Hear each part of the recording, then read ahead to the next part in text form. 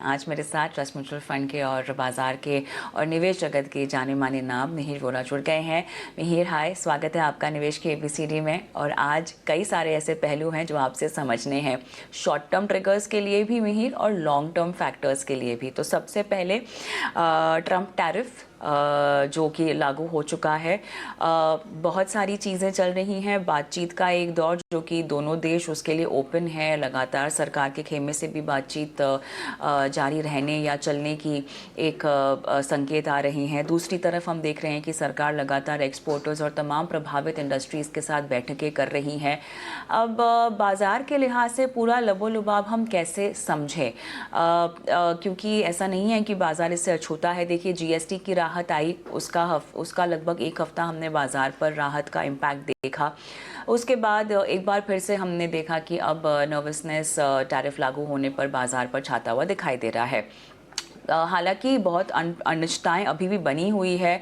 क्या ये लंबा चलेगा टैरिफ, क्या ये लागू ही रहेगा हमेशा के लिए? बहुत सारे ऐसे सवाल हैं जो कि एक आम निवेशक के जहन में आ सकते हैं। कैसे इस सबको डीकोड करें? नमस्कार कविता। देखिए, टैरिफ की जो सिचुएशन है वो डेफिनेटली इंडिया के लिए हानिकारक है। और ये जितना जल्दी इश्यू सॉल्व हो जाए उतना बेटर है। मुझे नहीं लगता है कि ये 50% जो नंबर यूएस ने लगाया है इंडिया पे, वो कोई लॉजिक या रियलिस्टिक एक्सपेक्टेशन से है।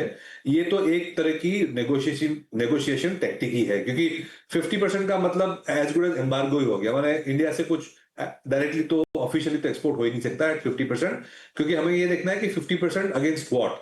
50% against China, Vietnam, Cambodia, Thailand, जो सारी कंट्रीज हैं, जो बांग्लादेश वगैरह, जो हमारे साथ टेक्सटाइल्स और काफी सारी जो अदर आइटम्स है उसमें कॉम्पीट करती है।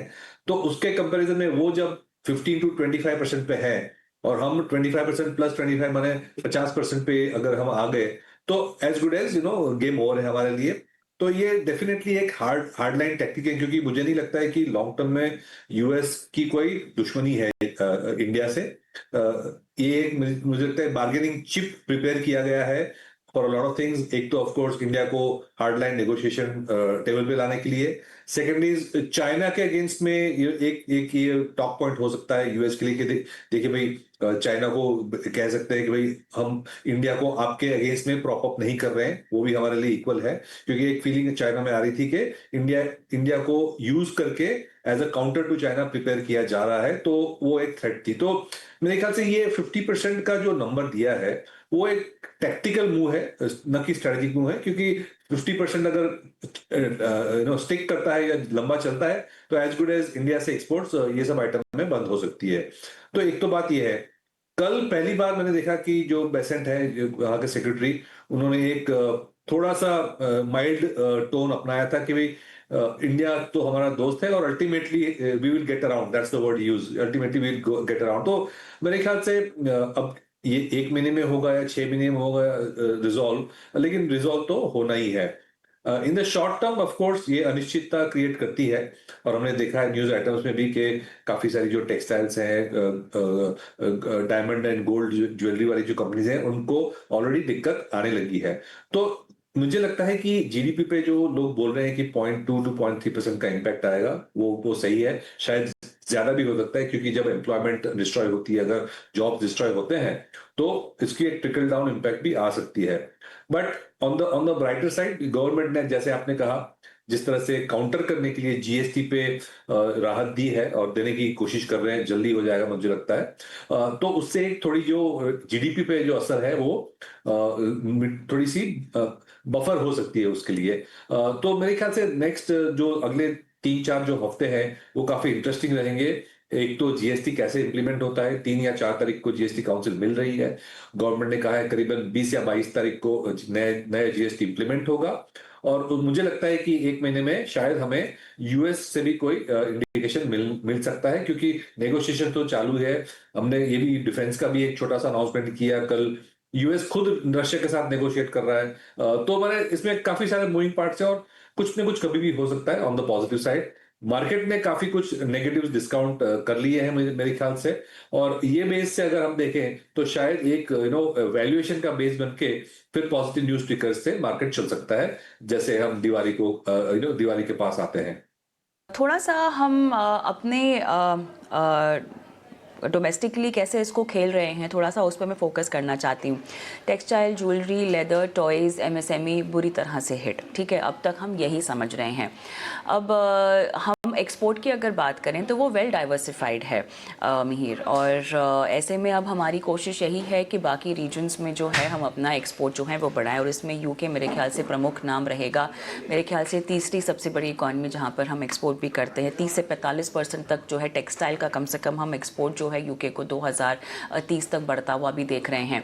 ऐसे और कौन कौन से प्रमुख बिंदु हैं आपके मुताबिक जिसको फोकस में अब लिया जा रहा है सरकार की तरफ से? जीएसटी एक हो गया, but apart from that export के लिहाज से और कहाँ कहाँ हम फोकस कर सकते हैं? देखिए, हमारे कॉम्पिटिटर्स जो हैं वो बहुत बेहतर स्थिति में है।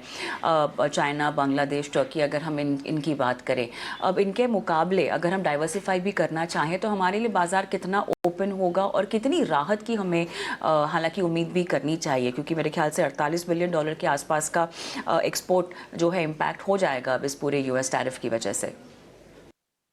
बिल्कुल। तो देखिए, इसमें जो सब्स्टिट्यूट मार्केट्स हैं या ऑल्टरनेट मार्केट्स की अगर हम बात करें तो वो इमीडिएट नहीं हो पाएगी। उसको टाइम लगता है, 6 महीना, 12 महीना, 1 साल, 2 साल लग सकता है। तो ये इमीडिएट रिलीफ नहीं हो सकती है, बट एक स्ट्रेटेजिकली हमें एक बेस बनाना पड़ेगा कि भाई ये जो आइटम्स हैं, फॉर एग्जांपल जैसे आपने कहा handicraft, gold, diamond jewellery, textile, जो लेबर इंटेंसिव पार्ट्स हैं, उसको हम कैसे compete करें या तो नई मार्केट कैसे ढूंढे। But this is a time consuming process, क्योंकि इसमें सर्टिफिकेशंस होते हैं, प्रोडक्शन की जो गियरिंग होती है वो अलग तरीके से करनी पड़ती है, काफी सारे फैक्टर्स होते हैं। तो ये 1 महीने में नहीं हो सकता, ये इसको 6-12 महीने लग सकते हैं। मेरे ख्याल से उससे पहले तो उसका डिस्प्यूट का रेजोल्यूशन वैसे ही आ जाएगा। दूसरा एक है, जैसे आपने कहा कि $50 billion worth of exports impact हुए हैं, बट काफी सारी जो बड़ी आइटम्स हैं वो इम्पैक्ट नहीं हुई है। फॉर एग्जाम्पल फार्मास्यूटिकल्स हैं, उस पर कोई फर्क नहीं पड़ा है। ऑटो कंपोनेंट से वहां कोई फर्क नहीं पड़ा। इलेक्ट्रॉनिक्स एंड सेमीकंडक्टर हैं, वहां पे कोई फर्क नहीं पड़ा। तो ये आइटम्स जो है उसमें एनीवे गवर्नमेंट्स ज्यादा उसको इंसेंटिवाइज कर रही है, और मेरे ख्याल से ये इंसेंटिव्स और भी बढ़ने की उम्मीद है। तो मुझे लगता है एक टाइम बाउंड बैलेंस्ड अप्रोच लेने की ट्राई की जा रही है कि भाई पॉलिटिकली जैसे डेयरी, एग्रीकल्चर, वो सब सेक्टर्स हैं, उसको कैसे शील्ड किया जाए, ऑन द अदर हैंड कैसे ऑल्टरनेट मार्केट्स डेवलप किए जाएं। बट ये एक स्ट्रेटेजिक इनिशिएटिव है, उसको टाइम लग सकता है। ऑलराइट, चलिए अब आगे की बात हम करते हैं हमारे घरेलू फ्रंट में, क्योंकि हम बहुत ज़्यादा बैंक कर रहे हैं अब की बार कंजम्पशन को। केपेक्स टू कंजम्पशन की एक थीम और नैरेटिव तो बना ही हुआ है जो हम देख रहे हैं। जीएसटी को लेकर जितनी जल्दी यहाँ पर हम देख रहे हैं, काफ़ी हैंड्स ऑन अप्रोच है सरकार की तरफ से भी, और बहुत उम्मीदें यहाँ पर यही लगाई जा रही है कि ऑलमोस्ट नवरात्रि तक हम बहुत राहतें आती हुई देखेंगे सेक्टर वाइज और कंपनी वाइज जो है। एक बार फिर से जो है खरीदारी को लेकर और डिमांड को लेकर हम बेहतर स्थिति काफ़ी सालों के मुकाबले पाएंगे अब की बार। आप इस थीम को कितना लंबा प्ले आउट होता हुआ देख रहे हैं मिहिर? डेफिनेटली बहुत सारे लोगों ने अब, क्योंकि हम बायर्स के या कंज्यूमर के पॉइंट ऑफ व्यू से भी मैं अगर समझना चाहूँ तो जीएसटी के रोल आउट होने का उन्हें भी इंतज़ार रहेगा, बिकॉज त्योहारी सीज़न ऐसा होता है जब आप बिग टिकट खरीदारी करना चाहते हैं, आप सेल्स और डिस्काउंट्स का फ़ायदा उठाना चाहते हैं, गाड़ी खरीदनी हो, घर में कंज्यूमर ड्यूरेबल्स आपको खरीदने हो, वाइट गुड्स खरीदने हो, तो शायद जीएसटी का फ़ायदा आप उठाना चाहें। क्या आप खरीदारी रोकेंगे इसको लेकर, या आप इसको भुनाएंगे इस वक्त को? ये अभी भी मसला है जिस पर बहुत सारे नैरेटिव्स बन रहे हैं, बहुत एक्सपर्ट्स के अलग अलग व्यूज़ हैं। बट हैविंग सेड दैट, अगर नवरात्रि एक ऐसा समय है जब हम टारगेट कर रहे हैं कि ये रोल आउट हो जाएगा, तब तो काफ़ी हद तक फ़ायदा मिलेगा इस फेस्टिव सीज़न का। कैसे आप देखते हैं इसे? देखिए, इसमें क्या है कि अगर हम ग्राउंड लेवल पे देखें तो जो लो टिकट आइटम्स हैं, फॉर एग्जांपल अगर आप एक शर्ट ले रहे हैं या कोई गारमेंट जो 100, 200, 500, 1000 रुपए की आइटम है, तो उसके लिए आप कुछ टाइमिंग नहीं करेंगे। उसको उसके लिए तो आपको मोर इम्पोर्टेंट है कि भाई आपके पास कब टाइम मिलेगा, आप कब दुकान में जाएंगे। उस तरह से लॉजिस्टिक्स ज्यादा इंपॉर्टेंट होती है, ना कि 2-5% की जो एक्सरसाइज है। ऑन द अदर हैंड जो टेक्सटाइल्स वगैरह काफी सारे आइटम्स हैं जो लोअर टिकट की जो है वो ऑलरेडी 5% पे कंजम्पशन 5% जीएसटी पे ऑलरेडी है। तो जो लोअर टिकट मास कंजम्पशन आइटम है उसमें मुझे नहीं लगता है कोई पोस्टपोनमेंट होगी या कोई वेट करेगा। हायर टिकट आइटम्स हैं जैसे कार है या जेम्स एंड ज्वेलरी है या कंज्यूमर ड्यूरेबल्स है, उसमें शायद 2-4 हफ्ते की पोस्टपोनमेंट हो सकती है। बट जैसे ही ये अनाउंसमेंट आई थी जीएसटी की, प्रधानमंत्री ने 15 अगस्त को बोली थी, तब से ही इंडस्ट्री और हमने भी देखा था कि एक क्लियर इंडिकेशन आया था और मैसेज पहुंचा है गवर्नमेंट को कि अगर आपने अनाउंसमेंट करनी है तो आप जल्दी कीजिए क्योंकि ये पोस्टपोनमेंट आ सकती है। और मेरे ख्याल से इसकी वजह से गवर्नमेंट जो पहले एंड सितंबर में जीएसटी काउंसिल बुलाने की बात कर रही थी, वो अभी 3 या 4 सितंबर को जीएसटी काउंसिल बुला रही है। तो मेरे ख्याल से जो टाइम लैग या पोस्टपोनमेंट वाली जो एंगल थी वो काफी हद तक रिड्यूस हो जाएगी, उसका इम्पैक्ट होपफुली कम आएगा। दूसरी बात मैंने कंफर्म तो नहीं है बट मीडिया में ये भी मैंने पढ़ा कि जो अगर टाइम मिसमैच की वजह से अगर जो जीएसटी में डेल्टा आती है उसको भी कुछ अकाउंटिंग वाइज ऑफसेट करने की प्रयास कर रही है इंडस्ट्री और गवर्नमेंट। तो मेरे ख्याल से वो होता है तो फिर तो एनीवे न्यूट्रली हो जाएगा। तो मेरे ख्याल से होपफुली ये जो पोस्टपोनमेंट वाली बात है वो बहुत लंबा इम्पैक्ट नहीं करनी चाहिए क्योंकि एक स्टॉकिंग का भी पीरियड होता है। अगर जीएसटी की वजह से जीएसटी घटाने की वजह से डिमांड बढ़ती है तो इन्वेंट्री पाइपलाइन भी जल्दी फिल करनी पड़ेगी, तो वो पाइपलाइन फिलिंग में भी एक्टिविटी चालू रहेगी मेरे ख्याल से। अब मैं चाहती हूँ कि हम इसको कैसे प्ले करें, इसका मार्गदर्शन आप जो है वो दर्शकों को दें। देखिए, तमाम उतार चढ़ाव के बावजूद में ये साल बाज़ार ने आपको कुछ खास कमाई करके नहीं दी है, ऑनेस्टली अगर कहा जाए तो। हैविंग सेड दैट, उतार चढ़ाव बहुत ज़्यादा रहा है और अब ऐसे में अपनी रणनीति आखिर आप कितनी बार बदलेंगे, निवेशकों के लिहाज से भी हम समझना चाहिए। यहाँ मैं दो तरीके के निवेशकों की बात कर रही हूँ, एक तो जो शॉर्ट टर्म है और दूसरे जो लॉन्ग टर्म है। पोर्टफोलियो आप लॉन्ग टर्म के आधार पर ही बनाते हैं, बट हैविंग सेड दैट कुछ बदलाव ज़रूरी हो जाते हैं। जिस तरह से हम देखते हैं कि अर्थव्यवस्था की ज़ुबान बदलती है, जब समीकरण बदलते हैं तो पोर्टफोलियो में भी आपको बदलाव करना ज़रूरी हो जाता है। अब महीने दर महीने देखिए एसआईपी के नंबर तो रिकॉर्ड हाई को छू रहे हैं। डीमैट अकाउंट्स हम देख रहे हैं मिहिर, वहाँ पर लगातार इजाफा हो रहा है। पार्टिसिपेशन छोटे मझोले शहरों से भी हम बढ़ता हुआ देख रहे हैं। तमाम जो रिपोर्ट्स हमें आती हुई दिखाई दे रही हैं जो रिप्रेजेंटेशन करते हैं इन सब चीज़ों का। अब सवाल यहाँ पर यह है कि कैसे पकड़ा जाए इस मोमेंटम को। Make volatility your friend. अब आप हो सकता है कहीं कि एसआईपी के ज़रिए निवेश कीजिए, छोटे छोटे किस्तों में निवेश कीजिए। एक रणनीति के लिहाज से हमें इसको कैसे प्ले आउट करना चाहिए हमारे बेनिफिट के लिए, दोनों के ही लिए लिहाज से पूछ रही हूँ, शॉर्ट टर्म भी और लॉन्ग टर्म भी। श्योर। तो देखिए, वॉलेटिलिटी का मतलब है दोनों साइड पे, राइट? वो नीचे की ओर भी होती है और वो ऊपर ऊपर की ओर भी होती है। मार्केट वॉलेटिलिटी का मतलब ये है कि दोनों साइड पे मूवमेंट ऊपर नीचे, उतार चढ़ाव जो है वो बहुत ज्यादा हो रहा है। ज्यादा वॉलेटिलिटी माने ज्यादा उतार चढ़ाव। तो इसमें सबसे ज्यादा फायदा वॉलेटिलिटी का ये होता है कि अगर आपके पास कोई एग्जिस्टिंग व्यू है कोई स्टॉक पे या सेक्टर पे, जो मीडियम टर्म या लॉन्ग टर्म के लिए आपके लिए काफी कॉन्फिडेंट कॉल है, तो वो आपका जो लिस्ट है, वो आपका जो विश लिस्ट है, मैं कहूंगा। जैसे आप ऑनलाइन शॉपिंग में जाते हो तो एक तो कार्ट होता है, परचेज कार्ट, और दूसरा होता है विश लिस्ट करके भी एक प्रोविजन होती है। तो विश लिस्ट अपना बना के रखें।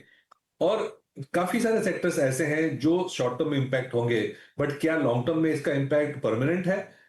अगर नहीं है तो ये वॉलिडिटी में जब नीचे आती है तो ये उसको ऐड करना चाहिए। फॉर एग्जांपल, हम टेक्सटाइल्स के लिए जैसे बात करें कि सबसे ज्यादा इंपैक्ट टेक्सटाइल्स पे आ सकती है, but the fact of the matter is, क्या इंडिया के पास जो लेबर पूल है वो सबसे चीपेस्ट इन द वर्ल्ड है? और इंडिया की जो टेक्सटाइल की जो स्किल्स हैं वो ग्लोबली कॉम्पिटिटिव हो सकती है कि नहीं? अगर आपको लगता है, हमें तो लगता है होगी। तो अगर टेक्सटाइल स्टॉक्स या मैन्युफैक्चरिंग स्टॉक्स जो है नीचे आते हैं वॉलेटिलिटी में, तो एक स्ट्रक्चरल 3 से 5 साल का व्यू लेके चलें तो उसको अक्यूमुलेट करना चाहिए। और ये तो मैं एक सेक्टर की एग्जांपल दे रहा हूँ, काफी सारे ऐसे सेक्टर्स हैं जो ये वॉलिडिटी में नीचे आए हैं और शायद आते रहेंगे। क्योंकि जो लॉन्ग टर्म कॉम्पिटेंस है, लॉन्ग टर्म हमारी जो मोट कहेंगे स्टॉक या सेक्टर की, वो चेंज नहीं होती। और हमें, जैसे हमने कहा कि यूएस के साथ ये जो प्रॉब्लम है वो टेम्पररी प्रॉब्लम है, और अगर टेम्पररी प्रॉब्लम है तो फिर ये नेगेटिविटी जो है वो भी टेम्पररी होगी। और ये इसकी वजह से अगर मार्केट नीचे आता है तो definitely it's a time to buy, but आपकी जो विश लिस्ट है वो तैयार रखें। वक्त है छोटे से ब्रेक का, जल्द लौटते हैं।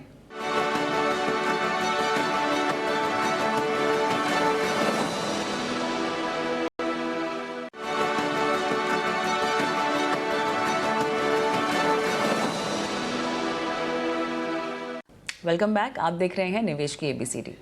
थोड़ा सा मैं अक्रॉस द मार्केट कैप्स बात करना चाहती हूँ और मैं आपसे चाहती हूँ कि आप संदर्भ समझाइए मिड कैप स्मॉल कैप के लिहाज से। अब देखिए Q1 के जो नतीजे आए हैं मिहिर, वो कुछ ज़्यादा इंप्रेसिव रहे नहीं हैं, ठीक है। अब हमारी उम्मीदों को हमें कितना टेपर डाउन कर देना चाहिए, खासतौर से अगर छोटे मझौले क्षेत्र की कंपनियों की मैं बात करूँ तो अब स्पेसिफिक पॉकेट्स में ख़रीदारी करने के लिहाज से वैल्यूएशंस आपको कितने सही लगते हैं, कौन कौन से क्षेत्र आपके रडार पे होंगे, क्योंकि अब थोड़ा सा चूज़ी आपको होना पड़ेगा। देखिए अपने पोर्टफोलियो में अगर आप छोटे मझौले क्षेत्रों में रणनीति बनाना चाहते हैं, आप किस तरह से अपनी रणनीति बना रहे हैं और क्या है वैल्यूएशन के फ्रंट पे फिलहाल स्थिति? तो आपने जैसे कहा कि रिजल्ट्स ठीक ठाक आए हैं, बहुत ज्यादा अच्छे नहीं आए, लेकिन ये एग्रीगेट है और sometimes the aggregates hide more than they reveal. उसमें आप अगर ड्रिल डाउन करें तो हमारी जो ब्रॉडर मार्केट है उसमें रिजल्ट्स इतने बुरे नहीं रहे हैं। जो ड्रैग है वो बड़ी कंपनियों में आया है, खास करके निफ्टी की जो कंपनी है उसकी जो अर्निंग्स ग्रोथ है वो सिंगल डिजिट पे आई है। लेकिन हम मिड कैप जो स्टॉक्स हैं उसका उनके रिजल्ट देखें फॉर द क्वार्टर और फिर जो लॉन्ग टेल स्मॉल कैप की है वहां पे देखें तो काफी सारी कंपनीज ने अच्छे रिजल्ट्स भी दिए हैं। तो इंडिया का सबसे बड़ा फायदा यह है कि अब जो मार्केट है वो सेंसेक्स नहीं रही है, मार्केट निफ्टी नहीं रही है, मार्केट बहुत वाइड हो चुकी है। सी वैल्यूएशन एक अलग बात है, वो उसकी बात हम अलग से कर सकते हैं, लेकिन share corporate performance profit growth की बात करें तो स्टॉक पिकिंग का काफी स्कोप है in the Indian markets. Mid cap index actually has delivered more than double digit growth. Small cap में भी काफी सारे स्मॉल कैप्स ने अच्छा सिलेक्ट किया। इनफैक्ट आप अगर जो रिसेंट बॉटम बना था मार्च में, वहां से इंडेक्सेस की परफॉर्मेंस देखें तो स्मॉल और मिड कैप इंडेक्स ने ज्यादा रिटर्न्स दिए हैं, काफी ज्यादा रिटर्न्स दिए हैं compare to the large cap indexes. उसका मतलब यह है कि जो पैनिक हुआ था वो तो हुआ, करेक्शन में भी वैल्यूएशन वगैरह की वजह से जरूरी भी था शायद, लेकिन जहां जहां प्रॉफिट ग्रोथ आई है, जहां जहां कॉर्पोरेट परफॉर्मेंस सस्टेन किया है, वो स्टॉक्स भी इतने ही रैपिडली वापस बाउंस बैक हुए हैं। तो मेरे ख्याल से इंडिया जैसे मार्केट, खास करके जब डोमेस्टिक फ्लोज इतने स्ट्रांग है, तो स्टॉक पिकिंग का हमेशा मौका देता है। तो मेरे ख्याल से ओवरऑल मार्केट एग्रीगेट देखना जरूरी है, लेकिन वो एंड पॉइंट नहीं है, स्टॉक पिकिंग हमेशा ही करना चाहिए।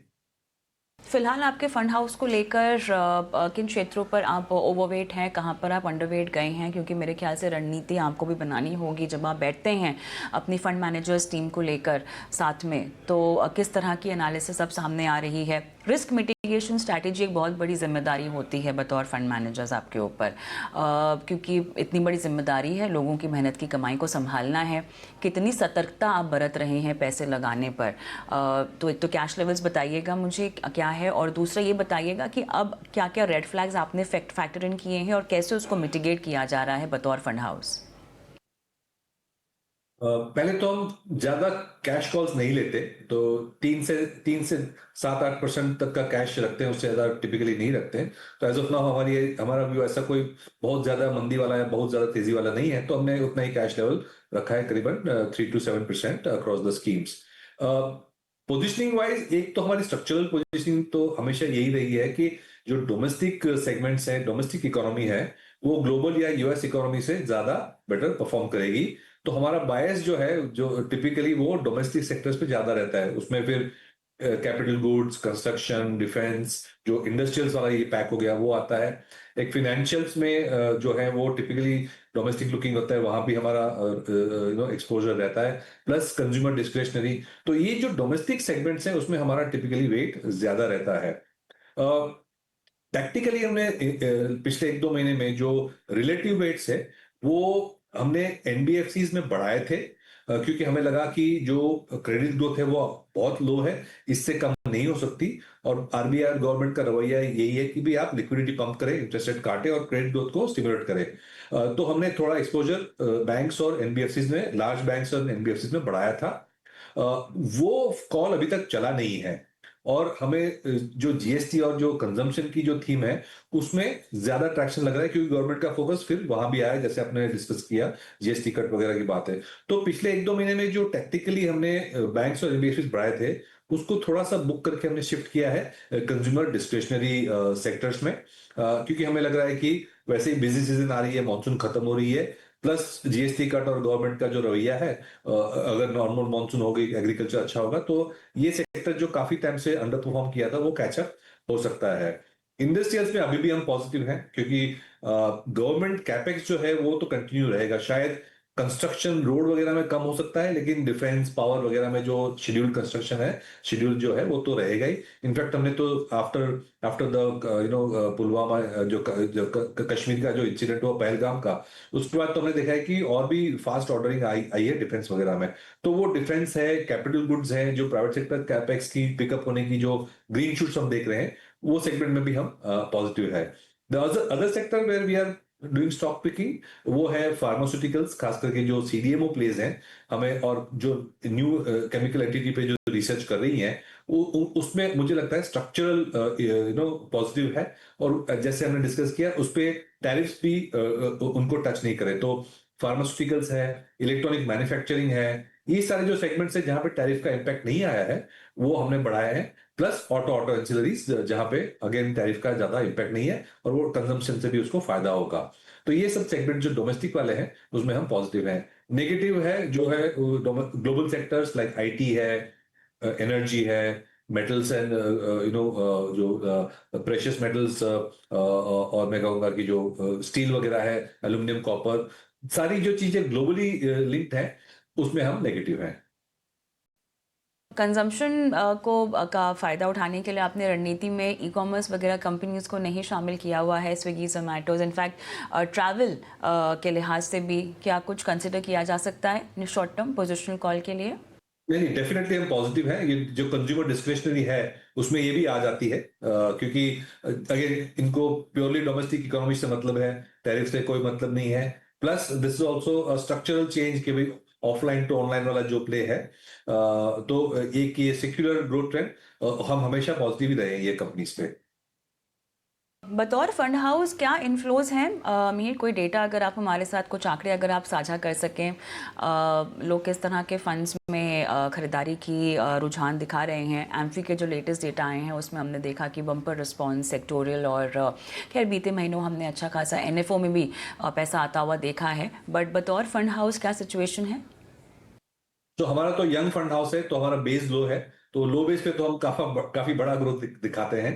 टोटल हमारा जो इक्विटी एएम है वो करीबन 2500 करोड़ को क्रॉस कर गया है in a period of less than 1.5 years. तो मेरे ख्याल से जो बेसिक स्ट्रेटजीज हैं हमारी, जो फ्लेक्सी कैप, स्मॉल कैप, और लास्ट जो हमने लॉन्च की मल्टी कैप, उसमें हमें अच्छे रिस्पॉन्स आ रहे हैं। और जो पहले दो फंड्स थे, फ्लेक्सी और स्मॉल कैप, वो दोनों 1000 करोड़ को क्रॉस कर गए हैं। और मल्टी कैप जो एनएफओ हमने लास्ट मंथ लॉन्च किया था, उसमें भी हमें अच्छा रिस्पांस मिला है।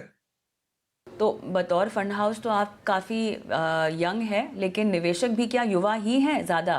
कुछ पता है आपको इन्वेस्टर बेस के बारे में? कोई जानकारी दे सकते हैं?